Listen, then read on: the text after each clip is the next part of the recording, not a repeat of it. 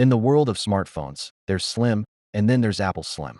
This year, the tech giant is reportedly preparing to unveil its thinnest iPhone ever, the iPhone 17 Air, a device so slender it could almost vanish into your pocket at just 5.5 millimeters thick.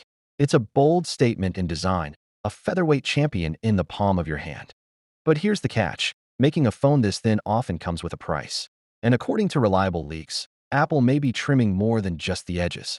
At the heart of the iPhone 17 Air lies a special version of Apple's latest A19 Pro chip, the same powerhouse expected in the Pro and Pro Max models. Almost. The difference? One less GPU core. That might seem small, and for everyday scrolling, streaming, or texting, you probably won't notice. But push it with 3D gaming or heavy video editing, and the performance gap could become clear. Then there's the heat factor. A thinner body means less space to dissipate heat, increasing the chance of thermal throttling, where your phone slows down to cool off during extended workloads. And of course, a slimmer frame means a smaller battery. Translation? Bursts of power, but maybe not the all-day stamina many users demand. The compromises don't stop there. To keep the Air ultra-thin, Apple is rumored to strip it down to a single rear camera, skip the high refresh rate display, and possibly reduce speaker output to just one channel. It's a list of sacrifices that make the Pro models, or even rival Androids, look more versatile by comparison.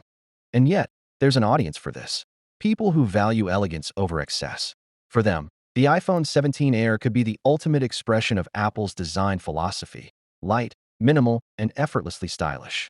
Still, the question remains, will consumers trade performance, battery life, and features for a sleeker silhouette? When it launches, the iPhone 17 Air won't just be another smartphone. It will be a statement, one that divides opinion between those who see it as the future of ultra-thin technology and those who believe substance should never bow to style. Finally, what are your thoughts about it? So without being said, let me know your thought in the comment below, and if you are new here, please subscribe. Peace out.